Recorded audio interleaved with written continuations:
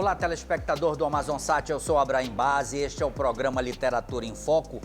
Nosso convidado hoje, como sempre, especialíssimo, cineasta, escritor, produtor, Roberto Carrani. Vamos falar do Golpe Tenentista de Ribeiro Júnior, o filme.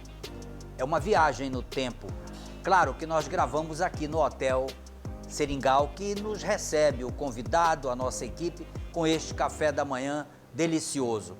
Roberto, vamos falar do surgimento, da história deste livro, especialmente do filme, de um momento importante da história do Amazonas, que é a deposição de um governador. Olha, Abraim, obrigado pelo convite, viu? Fiquei muito honrado. Mas tem um aspecto interessante na história desse filme. Antes de você fazendo a introdução, você me chamou de escritor. Eu não sou escritor. Eu fiz um livro contando a história de um filme. Eu faço questão que isso fique claro. Ele não chega a ser um livro, ele é um álbum que conta essa história. É muita humildade do Roberto, é muita humildade. O que é que ocorreu? Eu sempre fui ligado, toda a minha carreira de cineasta, eu sempre fui ligado à utilização de acervo na minha obra. É engraçado que eu tenho uma carreira de mais de 55 anos trabalhando com cinema e, coincidentemente ou não, quase em grande parte dos meus filmes, os mais importantes, eu sempre utilizava algum material de arquivo. E, por coincidências da vida, eu me aproximei demais com o acervo da família J.G. Araújo, que é o Silvino Santos, que teve o seu fotógrafo, que foi contratado pela família. É uma história muito longa para se contar sobre a participação do J.G. e na obra do Silvino Santos. Uma outra história. É uma outra história, mas muito bem. Mas vamos titular isso como autoria dessas imagens do Silvino Santos. Ocorre que, quando eu tive, em 1970, em 69, teve um festival de cinema aqui em Manaus. Primeiro Festival Norte do Cinema Brasileiro, capitaneado pelo meu querido amigo que já partiu, Joaquim Marinho, e que ele organizou esse evento e que, na época, Manaus vivia uma efervescência comercial. Aonde foi homenageado o Silvino? Pois é, essa é a história que eu queria contar. O Silvino Santos, quando da realização do festival, no seu encerramento, ele foi homenageado. Eu ganhei um prêmio de melhor curta-metragem, com A Coisa Mais Linda que Existe, ou A Trajetória do Seringueiro, que foi o primeiro filme amazonense com um prêmio nacional. Foi o meu documentário, este filme.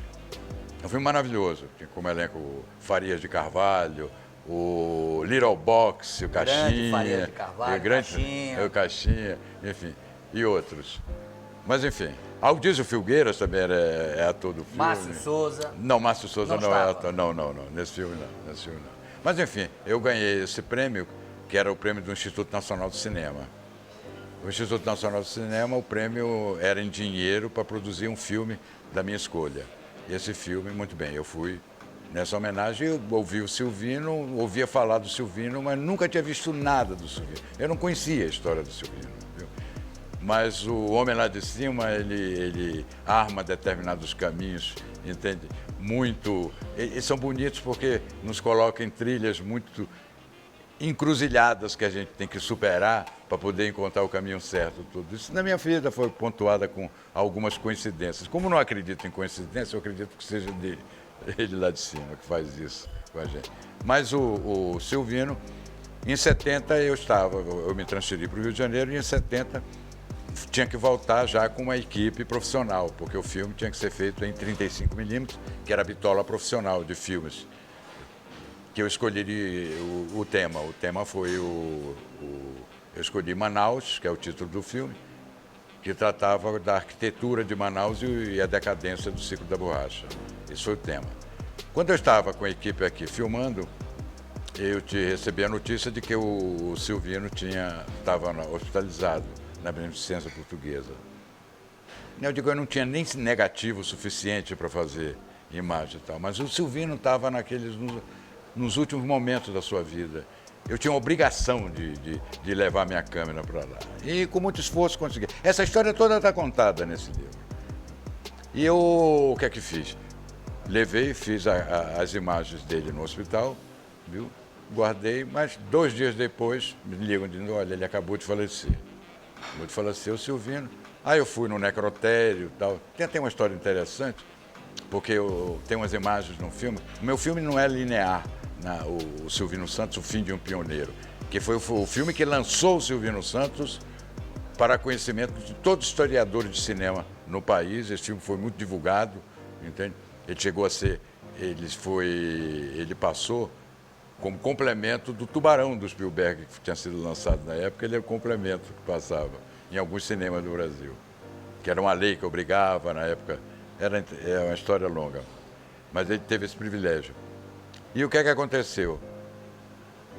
Eu quando fiz, bem, fui na casa do Silvino, na oficina dele e tal, a pedido até do filho dele, o Guilherme, e fui lá, comecei a fazer as imagens. Depois que eu fiz as imagens de equipamentos e tal, aquela tristeza, aquela ausência do Silvino, não estava mais ali. Aí o Guilherme vira-se para mim e diz, ô Roberto, dá uma olhada aqui nessas latas que estão aqui no quintal.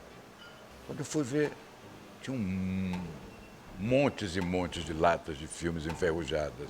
Eu disse, olha, a gurizada vem para cá, tira o filme e toca fogo, porque era o material de nitrato altamente inflamável, viu? Quando eu vi essa notícia, eu digo, pelo amor de Deus, a nossa memória está indo para o fogo, está aqui o que é. Aí virei para o Guilherme, e aí, o que é que você quer? Meu querido, se ficar aqui, vai acabar. Vai acabar. Eu digo, então, você está me dando, leva isso. Eu não sei o que é que você vai fazer com isso, mas leva, porque aqui o futuro dele é acabar. Eu disse, tudo bem. Aí começou uma odisseia muito grande para fazer isso. Eu vou fazer um intervalo, nós vamos voltar no segundo bloco falando da recuperação desses filmes. Perfeito. Eu peço licença de você, telespectador, e do nosso convidado, naturalmente, para um pequeno intervalo.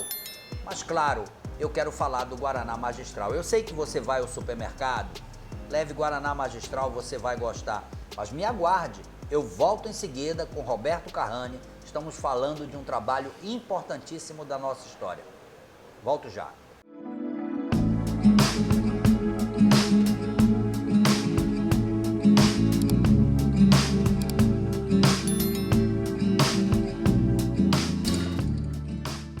Estamos de volta ao segundo bloco do programa Literatura em Foco. Eu converso hoje com muito prazer com o cineasta Roberto Carrani. Claro, falamos do livro O Golpe Tenentista, de Ribeiro Júnior, mas o livro retrata um filme, um acontecimento importante da época. Roberto, falávamos então daquele momento em que você toma conhecimento daquele material que estava exposto a se estragar. Na verdade, isso aí começou uma odisseia para conseguir restaurar esse material. Em primeiro lugar, quando eu coloquei as latas tudo na caminhonete, levei para casa, viu? Eu não tinha aquele material de nitrato, as latas enferrujadas, algumas meladas, e estava numa situação crítica. Eu digo, meu Deus do céu, mas a grande parte está... Esse material de arquivo, material de celulose, ele, por mais, se você não tiver uma ambientação correta para preservar, para guardar, aquela coisa toda, ele se desfaz, ele fica uma papa, viu? É impressionante. Então, é preciso ter determinados cuidados para a preservação. Mas, muito bem, mas nessa história dessa lata, eu esbarrei com a primeira dificuldade, como transportá-la para o Rio de Janeiro. Não dava, nenhuma companhia aérea despachava nitrato. Altamente explosivo. Altamente explosivo. Com certo exagero, ele precisa ter condições de uma faísca, viu? Alta temperatura, que ele pode ter combustão espontânea, que a gente chama. Mas disso, se ele tiver armazenado de uma maneira tranquila, tal, você pode transportar. Mas, de qualquer maneira, as companhias já colocavam, não, nitrato não entra. Aí, muito bem.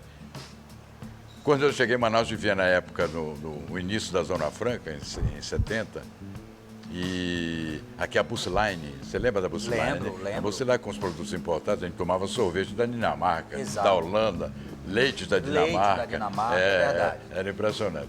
E a minha mãe comprava umas latas de biscoitos amanteigados da Dinamarca, que eram umas latas lindíssimas. E ela guardava aquelas latas. Ela tinha um monte dessas latas em casa.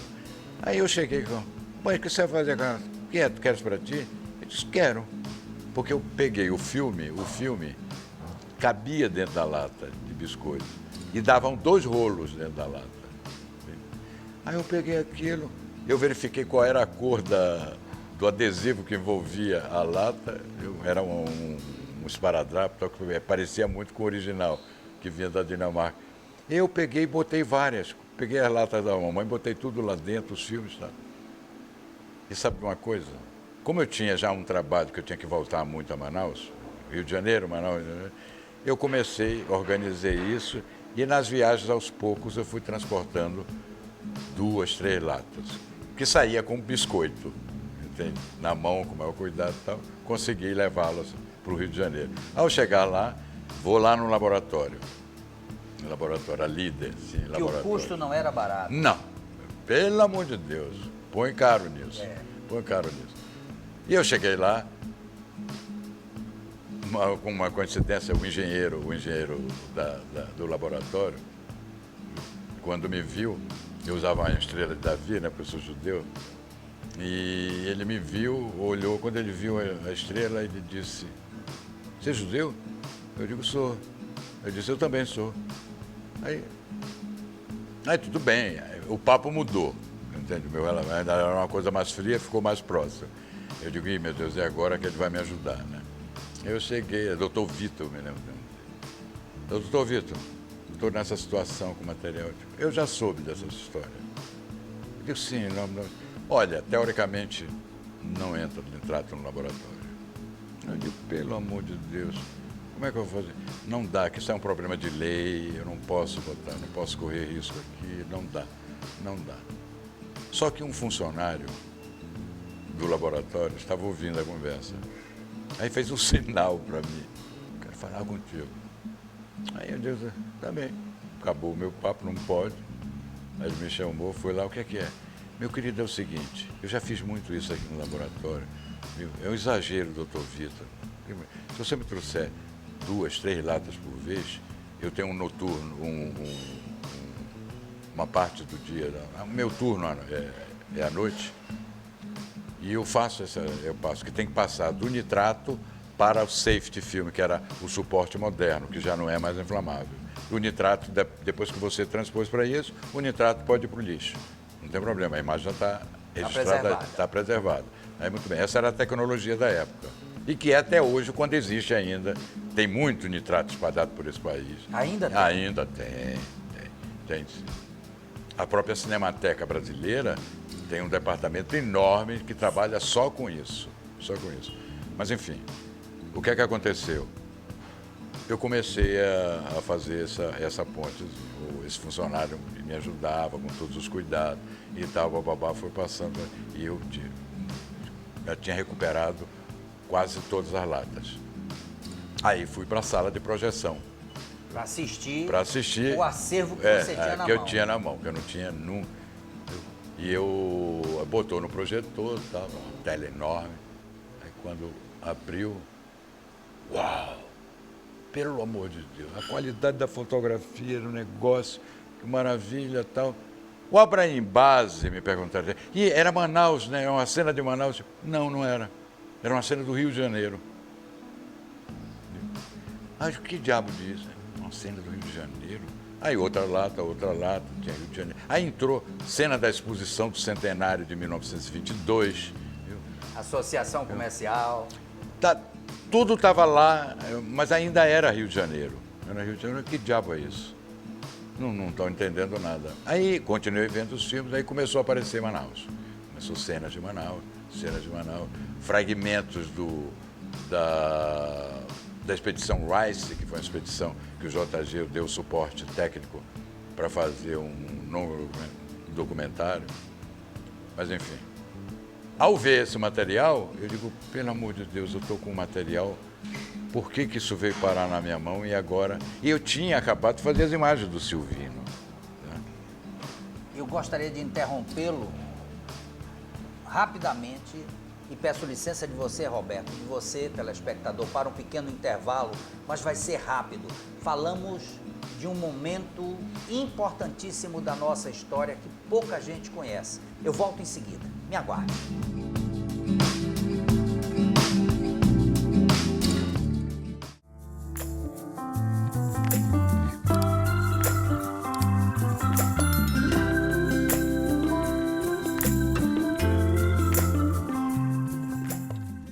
Estamos de volta.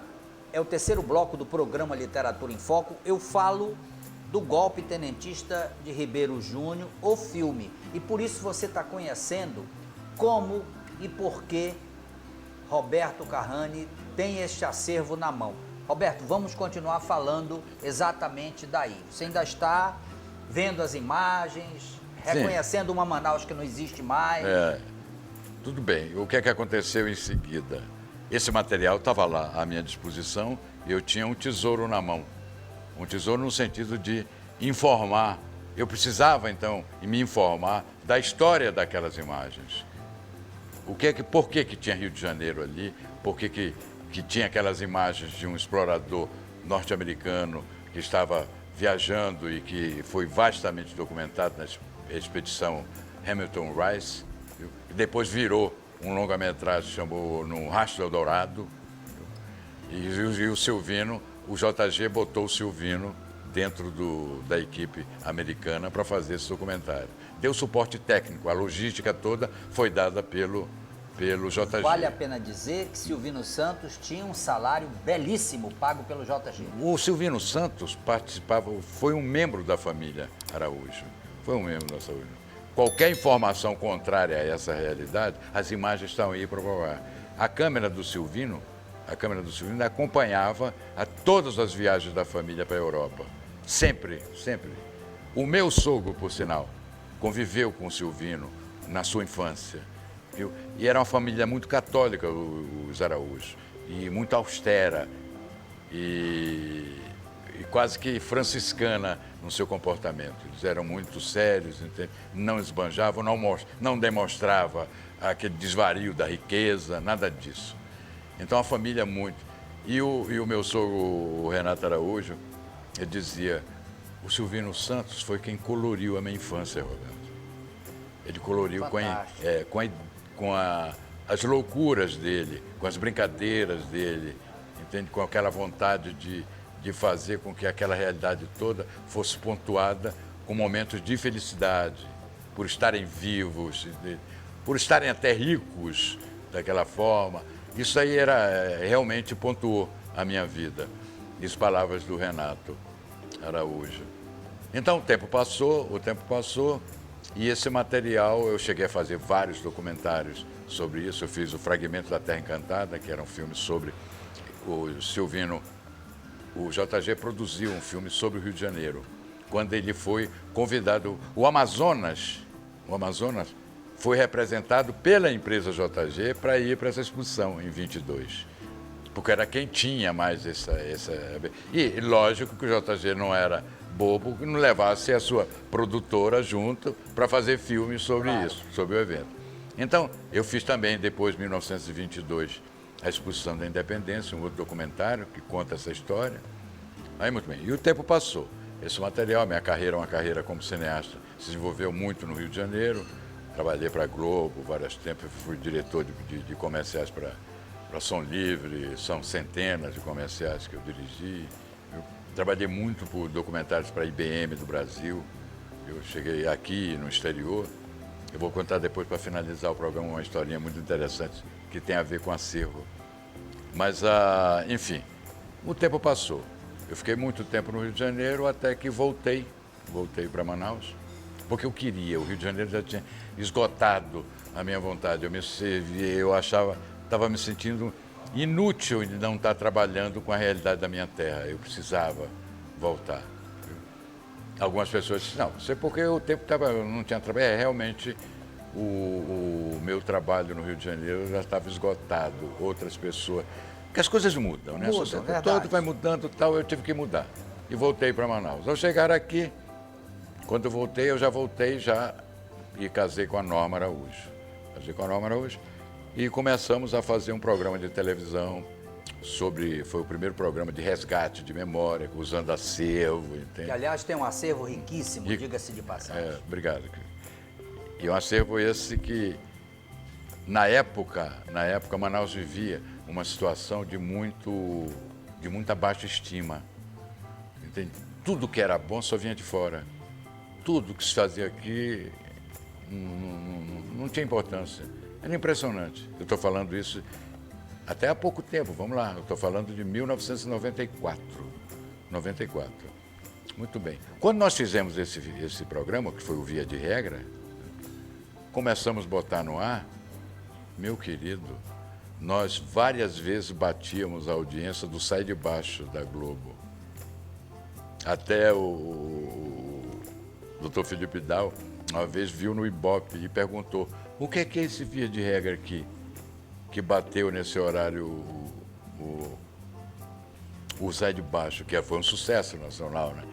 Aí um funcionário lá disse: não, doutor Felipe, é um programa que está falando da Manaus Antiga e eles estão passando filmes. Viu? Eu disse: não conheço. Enfim, essa história que eu ouvi, eu achei interessante passar isso para as pessoas, para ver a importância. E começou a formar uma ideia de, pelo amor de Deus, essa cidade, antes nós recebemos muito bem todo o Brasil que veio para cá em função da Zona Franca, entende? Tudo bem, somos todos brasileiros, e tudo bem. Mas a autoestima do amazonense estava muito baixa. Estava muito baixa. Os valores que estavam vindo de fora é que estavam brilhando, e o nosso não. Então a memória, viu, bateu no rosto de cada um e disse: não, eu tenho uma história. De pessoas, inclusive, que já partiram. Não, a maior parte. Foram mais de 250 entrevistas de personalidades, quase que 90% já subiu. É um acervo respeitável. Então, o filme estava lá. Um dia, eu estou na minha estante com todos os filmes lá, as latas. Essa lata caiu aos meus pés. Quando abri a lata, olhei, essa lata não tinha identificação nenhuma. Eu digo: por quê? Já estava em safety, né? Não tem identificação? O que é isso aqui? Tentei olhar e tal. Vi uma coisa interessante logo as primeiras informações dos caracteres. Não. Eu fui, peguei esse material, vi. Quando eu vi, era as imagens documentadas sobre o golpe tenentista do Ribeiro Júnior. Fantástico, viu? Fantástico. Então esse filme, eu recuperei esse filme, digitalizei, formatei isso e achei que isso deveria compor um livro, que eu queria falar fotograma, cena por cena deste filme, fazer uma análise fílmica disso. Isso é que resultou no livro. Porque ele tem recortes históricos, ele tem citações, ele tem prefácios de pessoas gabaritadas, enfim. É um livro que me agradou muito, o resultado. Não, já caiu na graça da cidade, porque é um negócio diferente. É diferente. Roberto, nós estamos chegando ao final do programa. Foi um prazer enorme falar com você, porque você, sem sombra de dúvida, é a memória viva do cinema no Amazonas. E eu fiquei muito honrado em trazê-lo. E prometo ao meu telespectador que vou convidá-lo outras vezes para continuarmos falando de filme, de cinema em Manaus. E agora você tem a oportunidade de se despedir e, naturalmente, deixar seus agradecimentos. Essa é só uma pequena história. Eu falo muito da importância do acervo, tal, isso é uma coisa que faz parte da minha vida, deve fazer parte da vida de todos. Não desperdice o arquivo que você tem em casa, entende? Não faça isso um lixo. Não, nada. Tudo que faz parte da tua vida é memória. E deve ser preservada. Passe para o seu filho e dê valor àquilo que você tem. Viu? Eu me lembro que uma vez eu estava filmando para a IBM e estava na Alemanha e fazendo um documentário sobre desenvolvimento de produtos para na Alemanha. E lá, numa determinada locação em Frankfurt, acho que foi Frankfurt, eu estava, a câmera de cinema 35mm estava um intervalo, ela estava lá no tripé. Aí eu vi um senhor olhando para a câmera e tal. Aí eu me aproximei dele E ele disse, você conhece a história dessa câmera? Aí eu disse, eu conheço. É uma reflex alemã, Pois é, essa câmera foi encomendada, o primeiro design dela foi encomendada pelo Hitler para documentar a ascensão do Terceiro Reich e tal. E realmente, até hoje, a Reflex é uma grande marca. Viu? Então aconteceu, esse senhor viu, então, começou um papo sobre acervo, como preservar. Aí ele me levou na janela, viu, apontou para o céu e disse, eu estou falando isso em 1976, 77, por aí. Ele olhou para o céu e disse, nas nuvens. Eu disse, como nas nuvens? Nós já temos a tecnologia, só que não podemos botar isso no mercado, senão nós quebramos a indústria. Tem toda a tecnologia, ela tem que ser aos poucos. Já estava nas nuvens. Já é as nuvens. Nós sabemos como mandar para lá. Precisamos saber como trazê-las de volta. 20 anos atrás, eu ouço essa expressão. Está nas nuvens. E hoje é uma realidade. E hoje é uma realidade. Tá certo. Então, isso em função de conteúdo, de memória. O que é que está nas nuvens é a história de cada um. Claro. Tudo está nas nuvens. E o que é isso? Acervo. Tá certo. Bom, chegamos ao final de mais um programa Literatura em Foco. Eu quero agradecer você, telespectador, que há 23 anos nos acompanha. Claro que renovo o convite para estarmos juntos na próxima semana. Claro, Deus haverá de permitir. Um forte abraço e até lá.